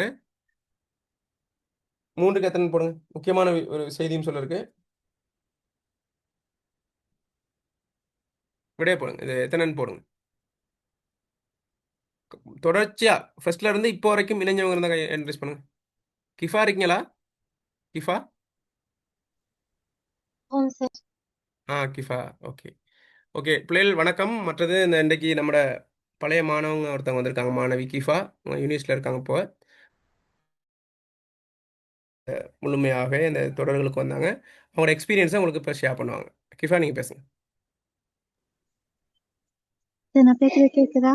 கேட்குறதுக்கு தெளிவாக இருக்கு. எல்லாருக்கும் வணக்கம். அஸ்ஸலாமு அலைக்கும். Good evening. இந்த இடத்துல வந்து உங்களோட பேசுறதுக்கு வாய்ப்பு தந்த இறைவனுக்கும் அடுத்தபடியாக வந்து என்னுடைய ஆசிரியருக்கும் நன்றியை தெரிவித்துக் கொள்றேன். இதுல சொல்லப்போனா நான் ஃபர்ஸ்ட் பேரை பத்தி சொல்லி ஆகணும். இப்ப என்னன்னு சொன்னா நாங்க A-level படிச்ச டைம் வந்து எப்படின்னு சொன்னா கொரோனா டைம். அந்த டைம்ல தான் வந்து ஃபர்ஸ்ட் இந்த ஜூம்ல படிக்கிறதுக்கான ஒரு வாய்ப்பு வந்து கிடைச்சது. அதுக்கு முன்னுக்கு வந்து இப்படிப்பட்ட ஒரு வாய்ப்பு இப்ப நீங்கள் படிக்கிற மாதிரி நிறைய பேர்ட்ட இப்ப நீங்க வந்து ஸ்ரீலங்கால நிறைய இடங்கள்ல உள்ள நிறைய பேர்ட்ட படிக்கிறீங்க. ஆனா எங்க டைம்ல வந்து நாங்க ஸ்கூல்ல உள்ள டீச்சர்ஸ் மாதிரி படிச்சது தான் படிச்சு கொள்ளணும். எனக்கு இருந்து என்ன பேசின பிரச்சனை என்னன்னு சொன்னா தமிழ் பாடம்ன்றது வந்து கஷ்டம். நான் எடுத்த மற்ற 2 பாடமும் பரவாயில்ல. தமிழ் பாடம் எனக்கு விருப்பமே இல்லையே. எடுத்தேன்னு அளவுக்கு யோசிச்சேன்னு சொன்னா எனக்கு அது இந்த படிச்சு தர மெத்தட் அப்படி வந்து பெருசா எனக்கு விளங்குதே இல்ல. அதால அந்த ஒரு பாடம் மட்டும் எனக்கு அப்படி கஷ்டம். அப்புறம் இந்த கொரோனா வந்ததே பாதிப்பு தான் நிறைய. ஆனா இந்த ஜூம் எல்லாம் படிக்கிறதுக்கான சான்ஸ் கிடைச்சது வந்து அதோட ஆப்போசிட் சைடா ஒரு நன்மையாவும் இருந்துச்சு. அப்ப அந்த டைம்ல தான் வந்து எனக்கு தமிழ் பாடம் வந்து படிக்கிறதுக்கான சான்ஸ் வந்து ராம்கி சைட்டை படிக்கிறதுக்கான ஒரு வாய்ப்பு வந்து எனக்கு கிடைச்சிச்சு. இப்ப நம்ம வந்து என்னதான் திறமையா படிக்கக்கூடிய ஒரு மாணவ மாணவியா இருந்தாலுமே வந்து நமக்கு ஒரு ஆசிரியர் சிறந்த ஆசிரியர் வந்து அமைகிறதுன்றது வந்து ஒரு என்னது ஒரு முக்கியமான விஷயம். நம்ம வந்து ஒரு நல்ல ரிசல்ட் எடுக்கிறதுனாலும் சரி நம்ம ஒரு நல்ல வழியில இருக்குனாலும் சரி, ரிசல்ட் அந்த ஒரு நல்ல ஆசான வழிகாட்டுதல் வந்து அவசியம். எனக்கு அந்த வகையில வந்து எனக்கு கிடைச்ச நல்ல ஆசிரியர்கள்ல வந்து ராம்கி தேரவர் சார். அப்ப அந்த டைம்ல ராம்கி சேடு கிளாஸ்ல ஜாயின் பண்ணதுக்கு பிறகு வந்து அவர் படிச்சு தர விடயங்கள், அதாவது வந்து இலக்கணமா இருக்கலாம், இலக்கியமா இருக்கலாம், எந்த ஒரு விடயமா இருந்தாலுமே வந்து இலகுவா யதார்த்தமா, இப்ப சும்மா அந்த படிப்புன்றதுக்கு வந்து அது மாதிரின்னு இல்லாம நமக்கு புரியுற படியா இலகுவான முறையில வந்து படிச்சு தருவாங்க. எனக்கு அது பேசினா எனக்கு விளங்கிச்சது. அதுக்கப்புறம் நான் தொடர்ந்து நான் தேர்ட் கிளாஸ்ல வந்து நான் தொடர்ந்துதானே எக்ஸாம் எழுதுற வரைக்கும் ஒரு 4-5 மாசம் தான் தேர்ட்ட படிச்சேன். ஆனா அது அந்த படிச்ச மாற்றம் வந்து எனக்கு இந்த எக்ஸாம் ரிசல்ட்ஸ்ல விளங்குச்சு. எனக்கு பொதுவா இலக்கணம் வந்து கஷ்டம். ஆனா இலக்கணத்துல வந்து நான் ஃபைனல் எக்ஸாம்ல வந்து நான் நல்லபடியா செஞ்சிருந்தேன். அப்ப இது மாதிரி ஒரு வாய்ப்பு ஒரு நான் இந்த யூனிவர்சிட்டில வந்து ஒரு ஃபைனல் இயர் ஸ்டூடெண்டா படிச்சுட்டு இருக்கேன். நான் அந்த யூனிவர்சிட்டிக்கு போறதுக்கான ரீசன்ல இந்த சேட பங்கு வந்து முக்கியமா இருக்குது. அது மட்டும் இல்லாம வந்து இப்ப நம்ம நிறைய பேர் யோசிக்கலாம். இப்ப உங்களுக்கு எக்ஸாமுக்கு ஒரு 5 மாசம், 6 மாசம் மாரி இருக்குது. இப்ப யோசிக்கலாம் வந்து இவ்ளோ காலம் சும்மா அநியமாகிட்டே, இது போல நான் எப்படி படிக்கிறது? என்னால செஞ்சுக்கொள்ள இயலுமா? அப்படின்னு. உங்களால இயலாம இல்ல. உங்க எல்லாராலயும் இயலும் படிச்சு கொள்றதுக்கு. ஒரு ஷார்ட் பீரியடா இருந்தாலும் நீங்க வந்து ஒழுங்கான ஒரு டைம் டேபிள் போட்டு, உங்களோட பாடங்கள வந்து என்ன செய்யுங்கன்னு சொன்னா, விருப்பத்தோட வந்து படிங்க. ஏடா படிக்கிறோம்னு படிக்காம. ஏன்னு சொன்னா, நம்ம படிக்கிற நம்மோட கல்வி தான் வந்து என்ன செய்ய போகுதுன்னு சொன்னா, நம்மள எதிர்காலத்துல வந்து ஒரு சிறந்த தலைவனாவோ, தலைவியாவோ மாற்றத்துக்கான ஒரு வாய்ப்ப வந்து நமக்கு தரப்போறது இந்த கல்விதான். நான் ஒரு கேர்ளா நான் வந்து சொல்றேன். நம்மோட கருத்துக்கள் வந்து ஒரு சமூகத்தில் ஈடுபட இருந்தாலோ, சமூகத்த தாண்டி ஒரு குடும்பத்துக்குள்ளுக்கு கூட நம்ம வந்து பேசுற அந்த கருத்துக்கள வந்து ஒருத்தவங்க ஏத்துக்கொள்ள இருந்தா கூட வந்து நம்ம படிச்ச ஒருத்தவங்களா இருக்கணும். அப்படி இல்லன்னு சொன்னா அந்த கருத்து வந்து என்ன கூடிய ஒரு நிலைமை தான் வந்து காணப்படும். நம்ம ஒரு சமூகத்துல நல்ல நிலைமையில வரணும்னு சொன்னா நம்ம கல்வி கற்கணும். ஏன்னா எந்த அனுபவத்துல நான் உங்கள்ட்ட சொல்றது. அது மட்டும் இல்லாம எனக்கு முக்கிய முன்னுதாரணம் வந்து நான் ராம்கி சார் தான் நினைக்கிறேன். அவர் வந்து இவ்ளோ இள வயது அப்படின்னு சொல்லி என்ன சொல்றது? இப்ப ஒருத்தர் வந்து வளர்ச்சி அடையணும்னு சொன்னா, ஒண்ணு வந்து அனுபவம் தேவை. இன்னொன்னு வந்து திறமை தேவை. அந்த 2மே வந்து நம்மட்ட சேர்ட்டே இருக்குது. இப்ப அவங்க வந்து அ இந்த ஒரு ஒரு சின்ன ஒரு கால எல்லைக்குள்ள என்ன செஞ்சிருக்காங்க, ஒரு ஆசிரியரா இருக்காங்க. ஒரு சிறந்த கவிஞரா இருக்காரு. அது மட்டும் இல்லாம வந்து என்ன செய்றாங்கன்னா, ஒரு அரசியல்ல இணைஞ்சு செய்யக்கூடிய ஒருத்தவங்களா காணப்படுறாங்க. அப்ப இதுக்கெல்லாம் முக்கியமான காரணம் அவருடைய வந்து திறமை, முயற்சியும் தான். இப்ப திறமைன்னு சொல்றது வந்து நம்ம எல்லார்ட்டயுமே இருக்குது. யாருமே வந்து திறமை இல்லாத மாணவர்களோ, திறமை இல்லாத நபர்களோ இல்ல. எக்ஸாம்ல பாஸ் ஆகுற நாங்களும் திறமையான ஆட்கள் தான். அதுக்கு புள்ளிகள் குறைஞ்சு எடுக்கிறவங்களும் திறமையானவங்க தான். ஆனா அதுல வந்து நல்லபடியா நல்ல ரிசல்ட்ஸ் எடுத்து, நல்ல ரேங்க் எடுக்கக்கூடிய ஆட்கள் யாருன்னு சொன்னா, முயற்சி செய்றாங்க. திறமை வந்து தேங்கி கிடக்கும். நம்ம செய்ற முயற்சி தான் வந்து என்ன செய்யணும்னு சொன்னா, நம்முடைய அந்த திறமைய வந்து வெளிக்கொண்டு வரதுக்கான வழி. நம்ம வந்து திறமை உள்ளவங்கள எண்ண மட்டும் காணாது. முயற்சி எடுக்கணும். நம்ம முயற்சிய செஞ்சா தான் நம்ம அதுக்குரிய எஃபோர்ட்ட போட்டா தான் நமக்கு அதுக்கான ரிசல்ட்ஸ வந்து நம்ம நல்லபடியா எடுக்க முடியும். ஆகவே வந்து உங்க யாருக்குமே வந்து ஏ-லெவல் எக்ஸாம்ல வந்து நல்ல ரிசல்ட்ஸ் எடுக்க முடியாது அப்படி சிந்தனை இருந்துச்சுன்னா மாத்திக்கோங்க. உங்க எல்லாராலயுமே வந்து நல்ல ரிசல்ட்ஸ் எடுக்க இயலும். நீங்க விருப்பத்தோட வந்து படிங்க. உங்களுக்கு இப்படிப்பட்ட ஒரு ஆசான் கிட்ட படிக்கிறதுக்கான சான்ஸ் கிடைச்சது வந்து ஒரு என்ன சொல்றது? ஒரு நல்ல ஒரு விஷயம். இப்ப என்ன பொறுத்த மட்டும் நான் சொல்றேன். உங்களால முடிஞ்ச மட்டுக்கு தொடர்ந்து சேரோட பயணிச்சு, நீங்க இறுதி எக்ஸாம் மட்டுக்கு நீங்க ஜாயின் பண்ணி பாருங்க. உங்கள்ட்ட வர்ற மாற்றத்த நீங்களே உணர்ந்து கொள்வீங்க. Thank you sir. That's all. Okay, okay கிஃபா. ரொம்ப நன்றி. ரொம்ப சந்தோஷம் உங்களோட வார்த்தைகள். அந்த வார்த்தைகள் தான் நமக்கு பெரிய ஒரு பிளெஸ்ஸிங்கா இருக்கும். என்னன்னு கேட்டா, நம்ம என்னதான் கஷ்டப்பட்டாலுமே, அந்த அந்த அந்த நம்ம செய்ற அந்த உழைப்புக்கு ஒரு தகுந்த ஒரு சன்மானம் வந்து, அந்த அவங்க வார்த்தையிலேருந்து கிடைக்கக்கூடிய அந்த பிளெஸ்ஸிங் தான். அந்த அடிப்படையில நீங்க யூனிவர்சிட்டி போயிட்டீங்க, ஃபைனல் இயர். அடுத்த கட்டம் இன்னும் நிறைய இருக்கு. நிறைய அனுபவங்கள் உங்களுக்கு குடுத்துருக்கும் யூனிவர்சிட்டியில. அதேபோல அடுத்து நம்ம வந்த பிறகு, சமூகத்துக்கு வந்த பிறகும் நிறைய அனுபவங்கள் அது நெகட்டிவும் இருக்கும், பாசிட்டிவும் இருக்கும். அத நம்ம கடந்து போறதுக்கு இந்த கல்வி ரொம்ப முக்கியமான விஷயம். யூனிவர்சிட்டி போறதெல்லாம் பெரிய ஒரு வரம் தான். அந்த அடிப்படையில உங்களுக்கு வாழ்த்துக்கள். தொடர்ச்சியா நீங்களும் என்ன செய்யணும்னு கேட்டா, அடுத்த கட்டத்துக்கு நீங்க நோக்கி போகணும் அப்படிங்கிற வாழ்த்துக்களை தெரிவித்துக் கொள்றேன். அதேபோல மாணவர்களுக்கும் அதான் சொல்றேன்னு கேட்டா, நிறைய பேருக்கு வந்து தமிழ் படிக்கிறது வந்து ஒரு கடினம் அப்படின்னு நீங்க ஃபீல் பண்ணா, எல்லாரும் வரணும்னு அவசியம் இல்ல. உங்களுக்கு நல்ல டீச்சர்ஸ் கிடைச்சிருந்தா நீங்க அவங்களோட படிக்கலாம். பிரச்சனை இல்ல. உங்களுக்கு இல்ல இப்படி படிச்சா எனக்கு கொஞ்சம் பெனிஃபிட்டா இருக்கும் அப்படிங்கிறவங்க வந்து நீங்க கிளாஸை யூஸ் பண்ணிக்கலாம். 2027ஆம் ஆண்டு, 28ஆம் ஆண்டு பெட்ச் மாணவர்களும் நீங்க செமினார்ல இணையலாம். கிளாஸும் நடக்குது தனியா. அதே 2026க்கு ஸ்பெஷலா நம்ம என்ன செய்றோம்னு கேட்டா, இந்த செமினார் போட்டிருக்கோம். நான் ஏற்கனவே நான் சொன்ன மாரி தனித்தனியா சரி ஒவ்வொரு தொடருக்கும் ஒவ்வொரு என்ன இதுல வந்து ரொம்ப உழைப்பு இருக்குது இதுக்குள்ள. சரி அதை வந்து எல்லாத்துக்கும் கொண்டு போய் சேர்க்கணுங்கிறது தான் என் நோக்கம். சரியா? ஒவ்வொரு தொடருக்கும் சரியா ஒரு அதாவது கவிதையா இருக்கலாம், இலக்கணமா இருக்கலாம். இந்த பாருங்க உங்களுக்கு அனுப்பியிருப்பேன் நான். ஒவ்வொன்றுக்கும் வந்து டியூட்டும் உங்களுக்கு கொடுப்பேன். அதே போல 9 மணித்தியாலம் சரியா? நமக்கு அதை முடிக்க முடியலனா திரும்ப அடுத்த நாள் எக்ஸ்ட்ரா எடுப்பேன். அதுக்கெல்லாம் நான் ஃபீஸ் எல்லாம் எடுக்கிறது இல்ல. சரியா? பாருங்க இலக்கணம், 2 தொடர் நடக்குது. கவிதையியல், தென்னிந்திய இலக்கிய வரலாறு, திருக்குறள், சங்க செயல்கள் ஒரு தொடர், சுருக்கம், கிரகித்தல், கட்டுரை, அதே போல சமய இலக்கியங்கள், ஈழத்திலக்கிய வரலாறு எல்லாமே ஒவ்வொரு தொடரா இருக்கு. ஃபைனல் செமினாரோட சேர்த்து. அதனால உங்களுக்கு வந்து கட்டணம்லாம் நீங்க நினைக்கிற மாதிரியெல்லாம் இல்ல. சரியா? நீங்க வந்து கடினம் படுற அளவு இல்ல. உங்களுக்கு அதுக்கு சிரமமா இருந்தால் நீங்க கதைச்சு நீங்க என்ன செய்யலாம், குறைச்சு கொள்ற வசதியும் இருக்கு. இது வெறுமனே காசுக்காக செய்யற கிளாஸ் இல்ல. நீங்க மற்ற கிளாஸ் மாதிரி இதை நீங்க எடை போடக்கூடாது. சரியா? அதனால நீங்க என்னன்னு கேட்டா உங்களுக்கு அது உங்களுக்கு ஒரு ஒரு குறைப்பு, சரியா, கட்டண குறைப்பும் நம்ம செய்யலாம். சரியா? அதனால அதெல்லாம் நீங்க பயப்பட வேண்டிய அவசியம் இல்லை. நீங்க வந்து பாருங்க, உங்களுக்கு பெரிய அளவுல உங்களுக்கு ஒரு பெரிய மாற்றம் தெரியும். நாளைக்கு 6 மணிக்கு நம்ம என்ன செய்யணும்னா இந்த செமினாரை ஸ்டார்ட் பண்றோம். இப்போ கொஞ்சம் பேர் இணைஞ்சிருக்காங்க. இணையன்னு விருப்பப்படுறவங்க நீங்க என்ன தொடர்பு கொள்ளுங்க. மேலதிக டீட்டெயில்ஸ் தரேன். அந்த அடிப்படையில் ரொம்ப நன்றி பிள்ளைகள். இன்றைக்கு வந்தவங்களை ஏதாவது ஒரு கருத்துக்கள்னு சொல்றாங்க, கடைசியாக சொல்லுங்க, நம்ம முடிப்போம். உங்களோட எக்ஸ்பீரியன்ஸ், புதுசாக வந்தவங்களா இருக்கலாம் அல்லது மற்ற ஆக்களாக இருக்கலாம். உங்களோட எக்ஸ்பீரியன்ஸ் சொன்னா எனக்கு ஒரு பிளஸிங், அதாவது அடுத்த மோட்டிவேஷனாக இருக்கும். எனக்கு அடுத்த கட்டம் கொண்டு போகிறது, இன்னொரு ஃப்ரீ கிளாஸ் போடுறது கூட ஒரு மோட்டிவேஷனாக இருக்கலாம். எப்படி நீங்கள் ஃபீல் பண்ணுறீங்க இன்னைக்கு வந்ததில்? அன்மியூட் பண்ணி பேசலாம் தாராளமாக.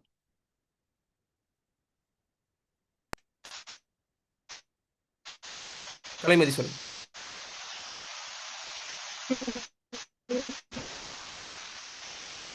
சொல்லுங்க கலைமதி. நீங்கள் இந்த ஹெட்ஃபோன் போட்டிருந்தா அதை கழட்டிட்டு பேசுங்க, அந்த சவுண்ட் விளங்க மாட்டேங்குது.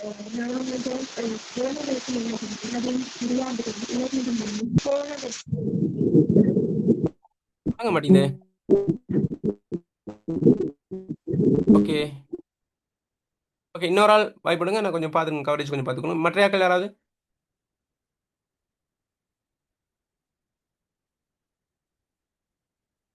ஓகே, இருக்கீங்களா? சொல்லுங்க பட்சன்.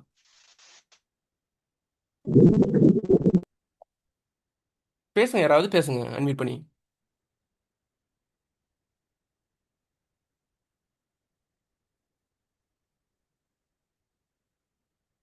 ஓகே ஓகே பிள்ளைகள், நம்ம பிரச்சனை இல்லை. சரியா? அப்போ உங்களோட கருத்துக்களை குரூப்பில் போட்டால் நல்ல, நான் உங்களுக்கு அந்த மெசேஜ் பண்ணுறதுக்கான வாய்ப்பு வழங்குறேன். நீங்கள் அப்படி உங்களுக்கு பேசுறதுக்கு சிரமம் அல்லது தயக்கம் இருந்தால் நீங்கள் அதில் சொல்லலாம். ஏன்னா அடுத்த கட்டம் ஏதாவது குறைநிறைகள் இருந்தால் தான் நம்ம அடுத்த நிவர்த்தி செஞ்சுட்டு கொண்டு போகலாம். இடையில ஃப்ரீ கிளாஸஸ் நடக்கும், அதில் ஜாயின் பண்ணுங்க. இதில் முடியாதவங்க அப்போ எக்ஸ்கியூஸ் மீ வர்றதுக்கு சார். விருப்பமானவங்க இருந்தால் கொஞ்சம் என்கரேஜ் பண்ணுவோம்.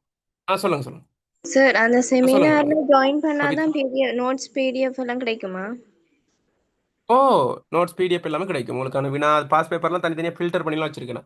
எம்சிக்யூவில் எடுத்துக்கிட்டால் அது ஒவ்வொரு வருஷமும் 2011ஆம் ஆண்டிலிருந்து 24ஆம் ஆண்டு வரைக்கும் வரக்கூடிய பிடிஎஃப், இந்த எம்சிக்யூலாம் கலெக்ட் பண்ணி மாடல் பேப்பர்ஸ் இது பண்ணி, அதே மாதிரி நோட்ஸுகள் இப்போ கொடுக்குற நோட்ஸ்லாம் அதில் உள்ளது தான்.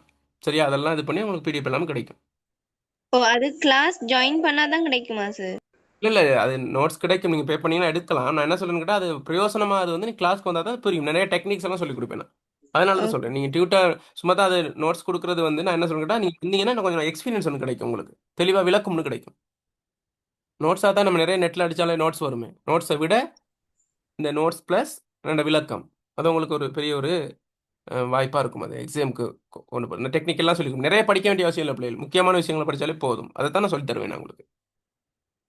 ஓகே, வேறு ஏதாவது ஓகே. கேள்வி?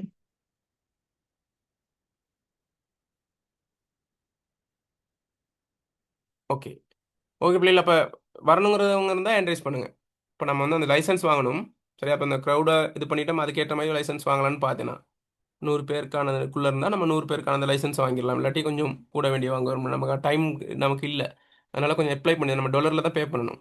அதனால் அது கொஞ்சம் டைம் எடுக்கும். அதனால தான் கேட்குறேன் நான். ஓகே, எனக்கு அப்படி விரும்புகிறவங்க நீங்கள் இது மெசேஜ் பண்ணுங்கள். நம்பர் தெரியுதானே? 077 28 68 021 லிங்க்லேயும் உங்கள் நம்பர் வந்திருக்கும். கொஞ்சம் பார்த்து இது பண்ணிக்கலாம். ஓகே பிள்ளைகள், அப்போ கிளாஸை முடிப்போமா? ஓகே, நன்றி, வணக்கம்.